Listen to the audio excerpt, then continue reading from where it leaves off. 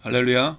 오늘 수요예배 말씀은 소리문답 제36문 금생에서 의롭다 하심과 양자로 삼으신 것과 거룩하게 하심에서 함께 받는 유익과 여기서 나온 유익이 무엇인가에 대한 대답을 살펴보기를 원합니다. 그 대답으로는 금생에서 의롭다 하심과 양자로 삼으신 것과 거룩하게 하심에서 함께 받는 유익과 여기서 나온 유익은 크게 5가지인데, 첫째는 하나님의 사랑을 확신하는 것과, 둘째는 양심이 화평한 것과, 셋째는 성령 안에서 얻은 기쁨과, 넷째는 은혜의 증가함과, 다섯째는 끝까지 굳게 참는 것입니다.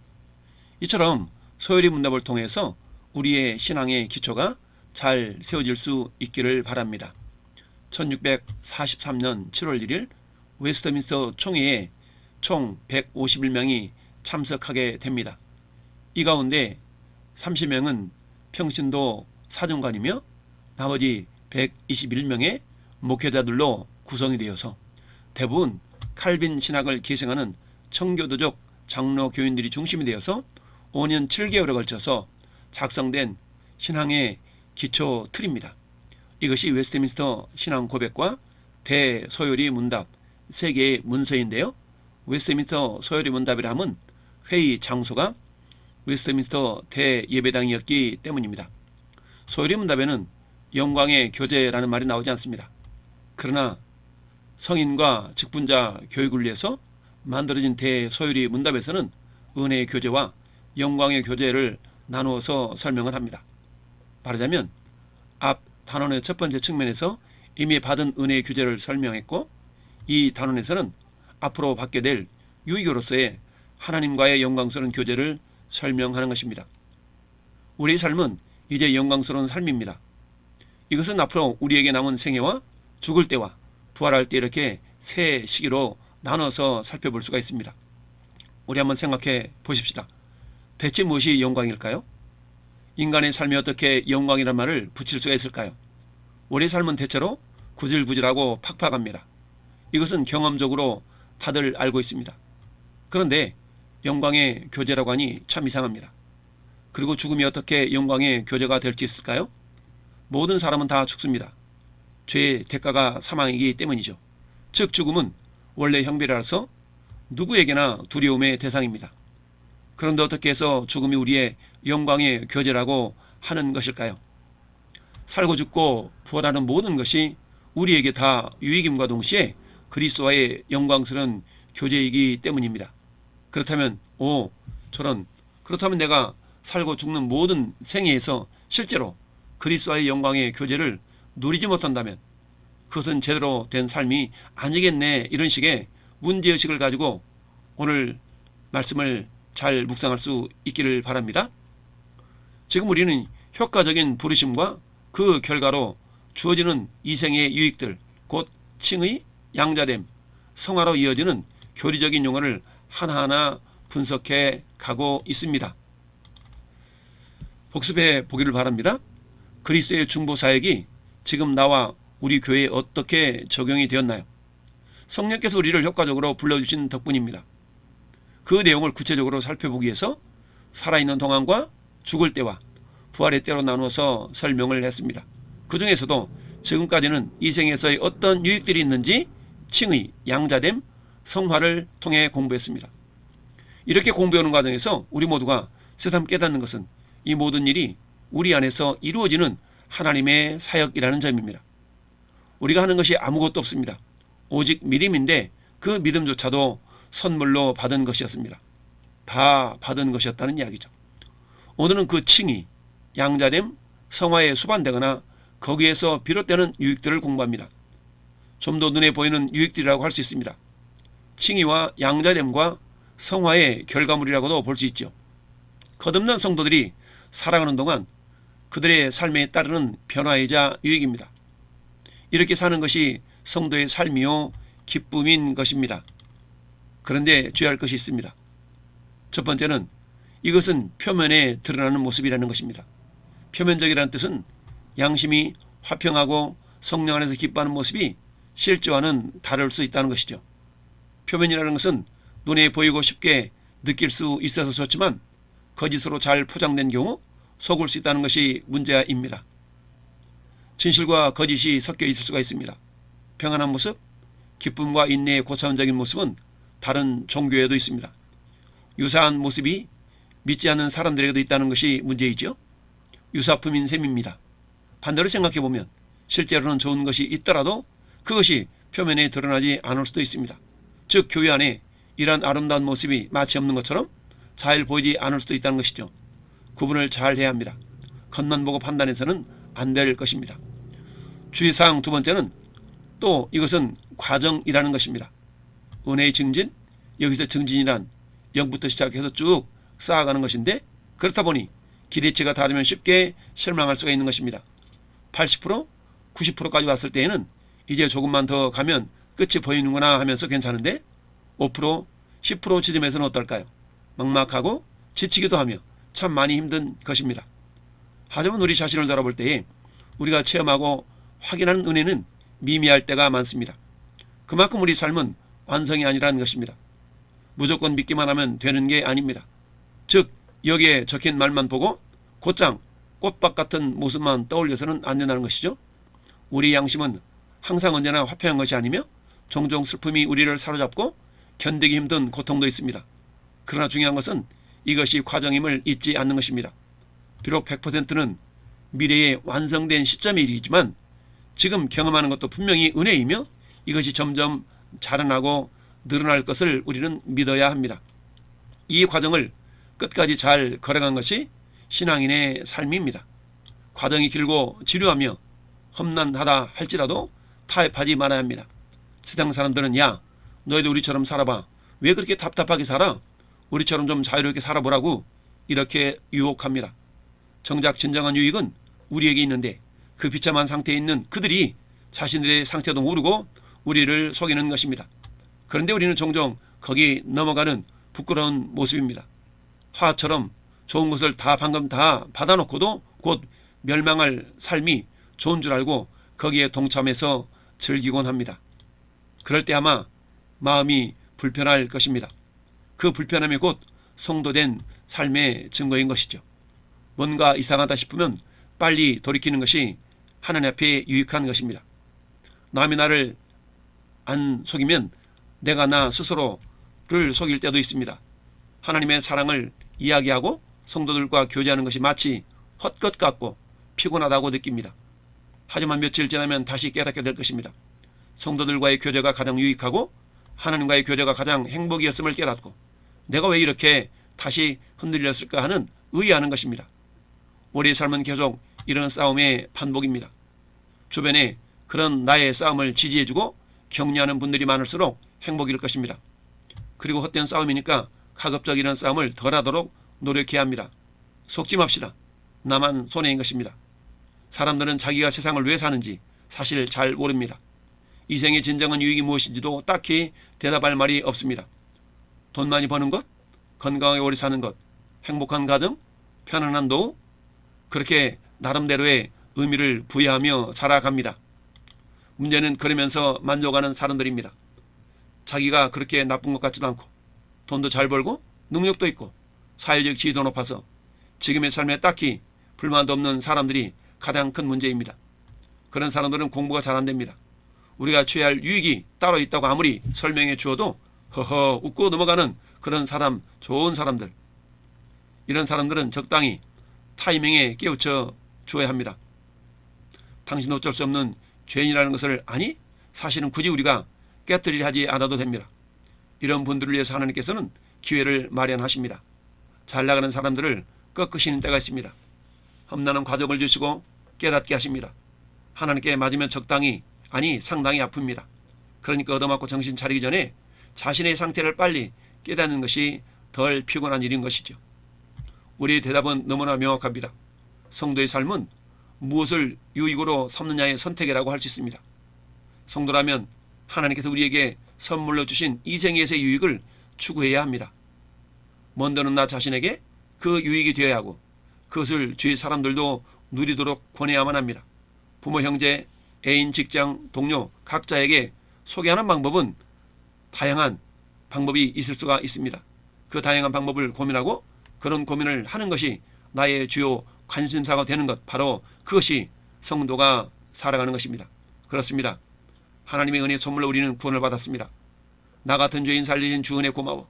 잃었던 생명 찾았고 광명을 얻었네 라는 찬송의 가사처럼 우리는 지독한 죄인이었는데 이런 우리의 죄를 대신 짊어지시고 십자가에 죽으신 예수님, 생각만 해도 너무너무 감사합니다. 예수님 때문에 우리를 향해 이제 너는 의롭다 하시고 이제부터 너는 내 아들이야 라고 말씀하십니다. 이런 은혜의 선물을 받은 것을 확신한다면 다른 가치를 가지고 세상과 구별된 성화의 삶을 자원해서 살아가게 됩니다. 하늘의 백성으로 사는 일에 소신을 굽히지 않게 되는 것이죠. 이런 사람들은 천국 가기 전에 이 땅에서도 많은 복을 누리게 됩니다. 오늘 다시 한번 소위로 문답 36문을 생각해 본다면 금생에서 의롭다 하심과 양자로 삼으신 것과 거룩하게 하심에서 함께 받는 유익과 거기서 나오는 유익이 무엇인가에 대한 대답으로 금생에서 의롭다 하심과 양자로 삼으신 것과 거룩하게 하심에서 받는 유익과 여기에서 나오는 유익은 첫째는 하나님의 사랑을 확실히 하는 것과 두 번째는 양심의 화평한 것과 세 번째는 성령 안에서 얻는 기쁨과 네 번째는 은혜의 증가함과 다섯 번째는 끝까지 굳게 참는 것입니다. 먼저 하나님의 사랑에 대한 확신을 살펴보겠습니다. 이 땅에서 누리는 최고의 복은 하나님께서 나를 사랑하신다는 확신이 마음속에 있는 것입니다. 나는 하나님의 사랑받고 있는 사람이다. 그래서 늘리지 않는 구원의 확신이 있다. 이 사람의 사랑은, 아니 이 하나님의 사랑은 인간의 능력과 상관이 없습니다. 조건이 없는 것이죠. 그냥 이유 없이 사랑하시기로 우리를 작정하셨습니다. 마치 부모가 자녀를 사랑하는데 조건이 없는 것처럼 말입니다. 오늘 우리가 함께 읽어본 본문 5절 말씀을 다시 한번 보시겠습니다. 소망이 우리를 부끄럽게 하지 아니하면 우리에게 주신 성령으로 말미암아 하나님의 사랑이 우리 마음 가운데 부은 바 됨이니라고 말씀하고 있습니다. 하나님의 사랑이 우리 마음 가운데 부어주신 증거가 성령 하나님이 우리를 성전 삼으신 것입니다. 난 두 줄 뒤에 로마서 5장 8절에도 우리가 아직 죄인 되었을 때에 그리스도께서 우리를 위하여 죽으심으로 하나님께서 우리에 대한 자기의 사랑을 확증하셨느니라 라고 말씀하고 있습니다. 사도 바울은 에베소 교회를 향해서 이렇게 기도합니다. 그의 영광의 풍성함을 따라 그의 성령으로 말미암아 너희 속사람을 능력으로 강건하게 하시며 믿음으로 말미암아 그리스도께서 너희 마음에 계시게 하옵시고 너희가 사랑 가운데서 뿌리가 박히고 터가 굳어져서 능히 모든 성도와 함께 지식에 넘치는 그리스도의 사랑을 알고 라고 기도하고 있습니다. 사도 바울은 이미 그 사랑을 경험했기 때문에 자기를 통해 복음을 전해드는 모든 성도들도 그 하나님의 사랑을 알기를 원하는 그런 중보 기도를 하고 있는 것이죠. 부족해도 능력이 없어도 뭘 좀 잘못해도 자신이 너무 실망스러울 때도 연약해도 고통 속에 눈물 흘릴 때도 못자국 난 그 손길 눈물 닦아주시며 우리에게 말씀하고 계십니다. 너는 내 아들이라 오늘날 내가 너를 낳았도다 나의 사랑하는 내 아들이라 라고 주님 말씀하고 계십니다. 구원받은 사람은 이 확신이 있어야 합니다. 나는 하나님의 자녀야. 나는 왕의 자녀야. 어디로 가든지 이 확신을 가지고 있어야 합니다. 오늘 밤 이 세상을 떠나도 나는 천국에서 주님과 함께 영원히 살 수 있는 천국 백성이야 라는 확신을 가질 수 있어야 됩니다.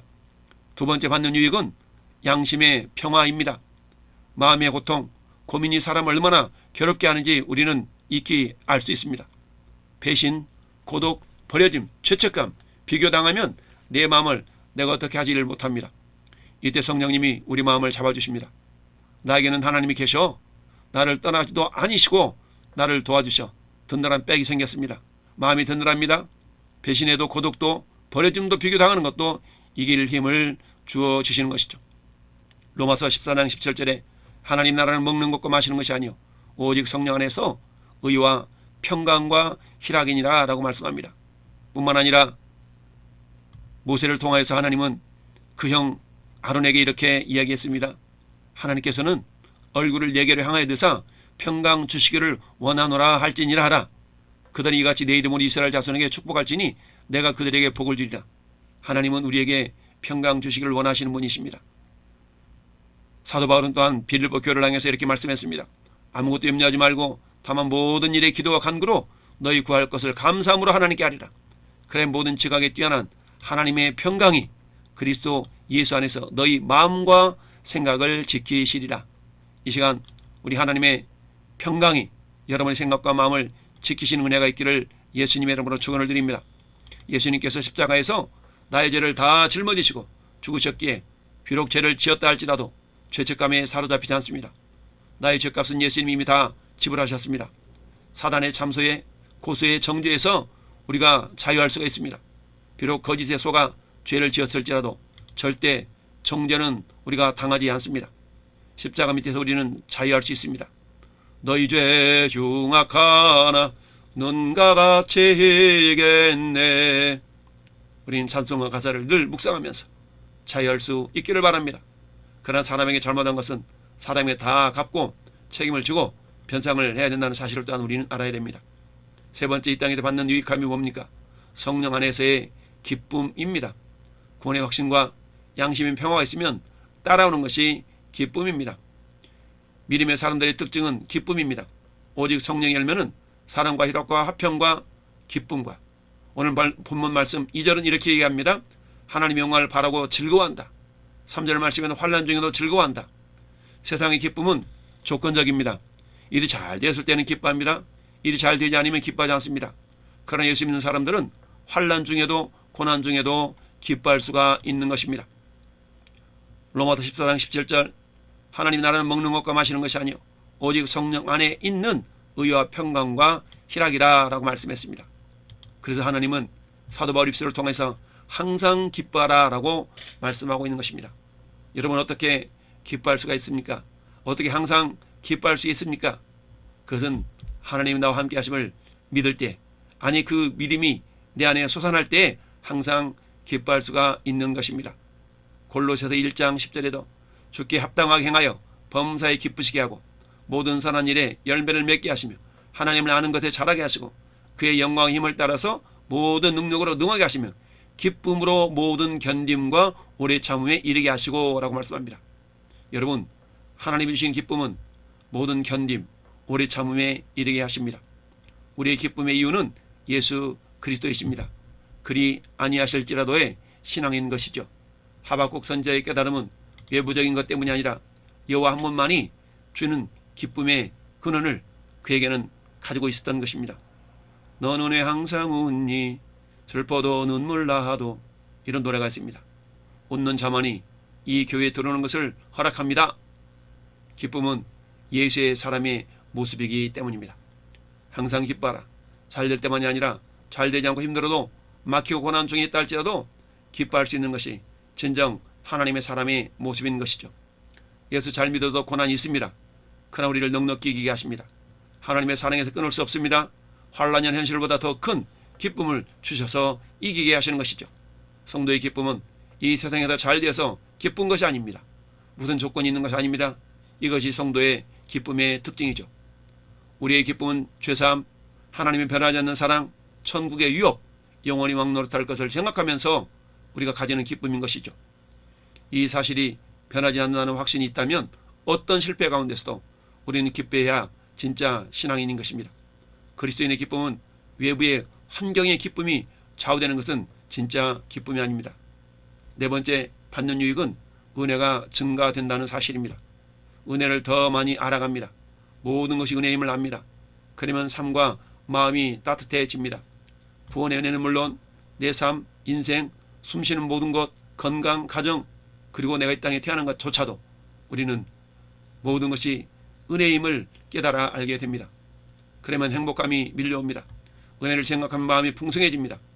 내 삶이 너무 좋다. 아버지들 퇴근하시면서 맛있는 거 사가지고 집에 들어가자, 고맙다라고 말하자. 그렇습니다. 이럴 때 자녀들이 고맙다고 하는 그 말 한마디에 부모님들은 기뻐하는 것입니다. 요한복음 1장 14절에 말씀이 육신이 되어 우리 가운데 거하심에 우리가 그의 영광을 보니 아버지의 독생자의 영광이요 은혜와 진리가 충만하더라. 또한 16절에도 우리가 다 그 충만한 데서 받으니 은혜 위에 은혜더라 라고 말씀합니다. 여러분, 우리가 구원받은 것 자체가 은혜임을 에베소 5장 2장 5절은 말씀합니다. 허물로 죽은 우리를 그리스도와 함께 살리셨고 너희는 은혜로 구원을 받은 것이라. 그렇습니다. 마지막 다섯 번째 유익은 인생의 경주를 끝까지 완주하게 해 주신다는 사실입니다. 믿음이 있어도 인내하지 않으면 끝까지 완주할 수 없는 것이 너무나 많습니다. 이것이 인생입니다. 천년만 채 살기도 하고 사설로 끝내버리기도 합니다. 출발 선상에서는 같이 있었는데 마지막에는 없습니다. 마지막 순간까지 믿음의 경주를 잘 마치는 것이 필요합니다. 그렇습니다. 아빠하기 힘들지, 믿음을 지키기, 사명을 감당하기, 돈 벌기 힘들지, 여자하기 힘들지, 하나님은 그의 자녀가 믿음의 경주를 끝까지 잘 마칠 수 있도록 도와주십니다. 나를 보내신 이의 뜻은 내게 주신 자 중에 하나도 잃어버리지 아니하고 마지막 날에 다시 살리니 이것이니라고 요한복음 6장 39절은 말씀합니다. 뿐만 아니라 우리 하나님이 예레미야 선지자를 통해서 예레미야 30장 40절에 내가 그들에게 복을 주기 위하여 그들을 떠나지 아니하리라 라고 말씀합니다. 하나님은 오늘도 우리에게 복을 주시기 위하여 우리를 떠나지 않습니다. 그래서 요한일서 2장 25절에 우리가 우리 하나님부터 받은 약속은 이것인데 곧 영원한 생명입니다. 하나님 우리에게 영생을 약속해 주셨습니다. 계시록 14장 12절에도 성도인 내가 여기 있나니 그들은 하나님의 계명과 예수에 대한 믿음을 지키는 자들이니라 라고 말씀합니다. 여러분, 저와 여러분 인내할 수 있는 것은 우리 안 성령님이 도와주시기 때문입니다. 그래서 오직 성령의 열매는 사랑과 희락과 화평과 오래 참음과 라고 말씀하고 있습니다. 하나님께서 선택한 사람은 하나도 잃지 않고 반드시 인생의 경주를 완주할 힘을 주신다는 사실을 우리가 믿어 의심치 말아야 됩니다. 그렇습니다. 오늘 결론으로 하나님은 사랑에 대한 확신을 우리에게 주십니다. 또한 양심의 자유를 주셔도 죄와 모든 고소에서 우리가 자유할 수 있습니다. 세 번째는 성령 안에서 누리는 기쁨인데요. 조건을 뛰어넘는 기쁨으로 그 기쁨은 믿음의 사람임을 증명하는 기준이 될 수가 있습니다. 네 번째는 날마다 은혜가 증가됩니다. 그렇습니다. 은혜로다. 한량없는 주님의 은혜, 모든 것이 은혜임을 깨닫게 됩니다. 그리고 마지막 인생 경주를 끝까지 완주할 수 있도록 붙잡아 주신 것입니다. 그래서 사도 바울이 그 마지막 인생의 여정에서 나는 달려갈 길을 선한 싸움을 싸우고 달려갈 길을 마치고 믿음을 지켰노라 라고 고백하면서 이후로는 나를 위하여 의의 멸류관 예비되었는데 그것은 나만을 위한 것이 아니라 주님의 다시 오심을 삼하는 모든 자에게도니라 라고 고백을 하고 있습니다. 이 믿음의 고백이 저와 여러분의 고백이 될 수 있기를 예수님의 이름으로 축원을 드립니다. 아멘.